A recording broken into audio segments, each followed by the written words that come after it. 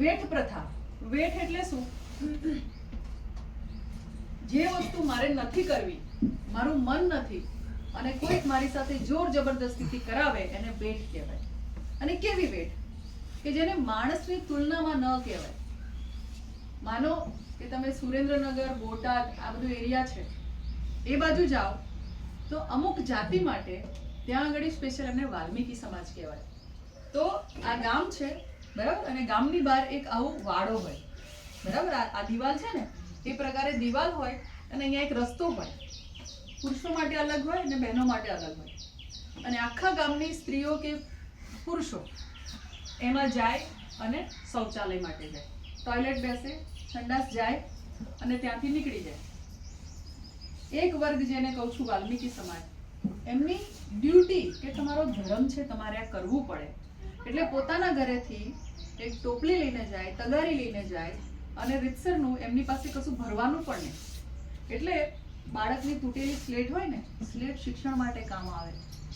પણ ત્યાં તમે જુઓ તો એ બે સ્લેટથી આ રીતે લોકો સંડાસ ગયા છે, એ સંડાસને આ રીતે ઉપાડી અને ટોકરીમાં ભરે.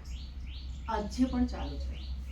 આપણા દેશમાં માથે મોયલું નાબૂદીનો કાયદો આવી ગયો 16 ઓગસ્ટ બરાબર, પણ એ કાયદો અમલમાં નથી. આ અમાનવીય પ્રથા કહેવાય કે માણસ માટે શરમજનક પ્રથા કરાય, પણ એને આ પ્રથા આજે પણ ઘણી જગ્યાએ ચાલુ છે. એટલે આપણે ઘણા એવા ગામડાઓમાં જઈને આ પ્રથાઓ બંધ કરાવી કે તમે આ ન કરાવી શકો બરાબર. ઓકે, એટલે એને વેઠ પ્રથા કહેવાય. બીજું છે સરખું કામ સરખું વેતન. માનો કે તમે કડિયા કામ જાઓ, વધારે પડતા બધા કડિયા કામમાં જતા હોય છે, અને ખેતી કામમાં જાઓ તો શું થાય? પુરુષને જેટલું મળે એટલું જ બને, ભાઈઓને મળે એટલું જ મળે. એવું મળે તો સારું કહેવાય. પણ સરકારી ઓછું મળે બરાબર ને, કે એમને 150 હોય તો અમને 200 હોય. તો સમાનતા તો જ આવે જો સરખું વેતન મળતું હોય તો, બંનેનું. પણ એ આજે પણ શક્ય નથી થઈ રહ્યું. ન્યાય. હવે આપણે એમ કહીએ કે ભાઈ હું તો સિદ્ધાંતોમાં માનું છું, બરાબર છે, મારા અધિકારો છે, મારી ફરજો પણ મને ખબર છે, અને છતાંય મને ન્યાય નથી મળતો. સામાજિક ન્યાય ક્યારે આવે? તો તે એક આપણે નાબૂદ કરી નાખ્યું. એટલે તમે આપણે બધા એક જગ્યાએ બેસી શકીએ છીએ. સતી પ્રથા નાબૂદ થઈ ગઈ. કોઈ વિધવા બેન હોય, મરી નહીં જાય, જીવતા રહે છે. ફરી લગ્ન કરવા હોય તો પણ કરી શકે. પુનર્વિવાહનો કાયદો છે. એટલે આ પૂરું થઈ ગયું. અસ્પૃશ્યતા. આબડછેટ ખબર છે તમને? નામ સાંભળ્યું છે આબડછેટ? તમે ઊંચા કે નીચા?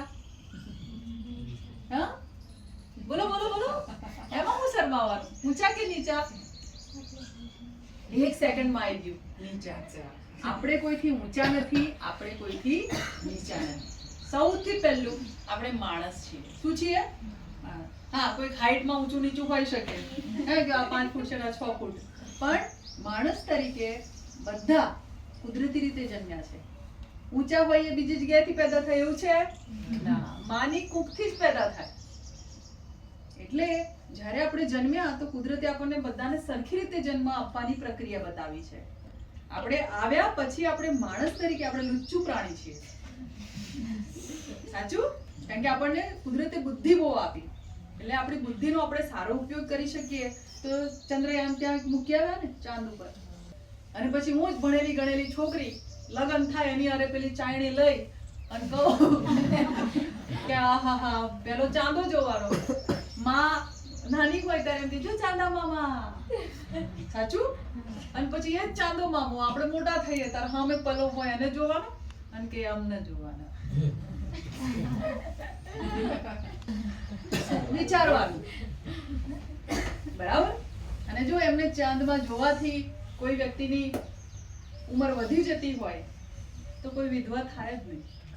જે જીવે એ મરે, જે ખીલે એ કરમાય, જે ઉગે આથમે. સૂર્ય છે ને એનાથી શક્તિશાળી કોઈ નથી. જિંદગીમાં એક વસ્તુ અહીંયાથી લઈને જાઓ, હું કોઈથી નીચી નથી, હું કોઈથી ઊંચી નથી, સમાન. આપણે આપણી ઇજ્જત નહીં કરીએ તો સામેવાળાને કોઈ પડેલી નથી. અને આ આપણને શીખવાડવામાં પણ નથી આવતું. એટલે કોઈક મારી સાથે ખરાબ વર્તન કરે તો આપણે મા બાપને ઘરે જઈને કહીએ કે મમ્મી પેલું મારા જોડે આવું કરે છે, મા બાપ બિચારા શું કે સારું આપણે એની જોડે નહીં કંઈ બોલવાનું, આપણે નીચા કહેવાય. હવે તમારે તમારા બાળકને તમારા ભાઈ બહેનને આ નથી શીખવાડવાનું કે આપણે ઊંચા કે નીચા. પણ છે રાઠવા હોય ને ભીલ હોય ને પછી ક્યાં આવે બધા, બહુ બધા આવે, બરાબર. હું તો જાતિ પાતિમાં માનતી નથી, પણ અહીંયા આવે છોકરીઓ અને મારો સામાન્ય પ્રશ્ન હોય કે તમે ઊંચા કે નીચા, એક સેકન્ડમાં આવી કે અમે આ અને અમે આ. અને અમે બધાને શીખવાડીએ કે આપણે માણસ તરીકે જન્મ્યા છે, કોઈ કોઈથી ઊંચું નહીં, કોઈ કોઈથી નીચું નહીં, બધાની સાથે સરખો વ્યવહાર કરવાનો, તો ન્યાય શક્ય બને. આ નથી જતું એનું કારણ આજે પણ એવું છે. સતી પ્રથા ગઈ કેમ કે બધાને ત્યાં સ્ત્રી પુરુષ બધા જ છે. માને પોતાનું બાળક વાલું હોય, બાળકને પોતાની માં વાલી હોય, બરાબર. એટલા માટે સતી પ્રથા નાબૂદ થઈ ગઈ. કેમ? આપણી વચ્ચે પરસ્પર પ્રેમ છે. આ નાબૂદ થતા હજી પણ આપણે લડવું પડે છે. કેમ? કારણ કે આપણને ગમે છે, મને બધા કરતા ઊંચા કહેવામાં ગર્વ અનુભવાય છે. પૂછું એક સેકન્ડમાં આવી જાય કે અમારા કરતા નીચા પેલા. નો, માણસ છીએ એટલું યાદ રાખ. ઓકે, એટલે આની માટે અત્યારે પણ આપણે સતત લડવું પડે છે. ઓકે, આર્થિક ન્યાય કેવી રીતે શક્ય બને? તો કે ભાઈ જમીન સુધારણાનો કાયદો આવે. જેની પાસે ટુકડો જમીન ના હોય તો એને જમીન સરકારે આપવી જોઈએ.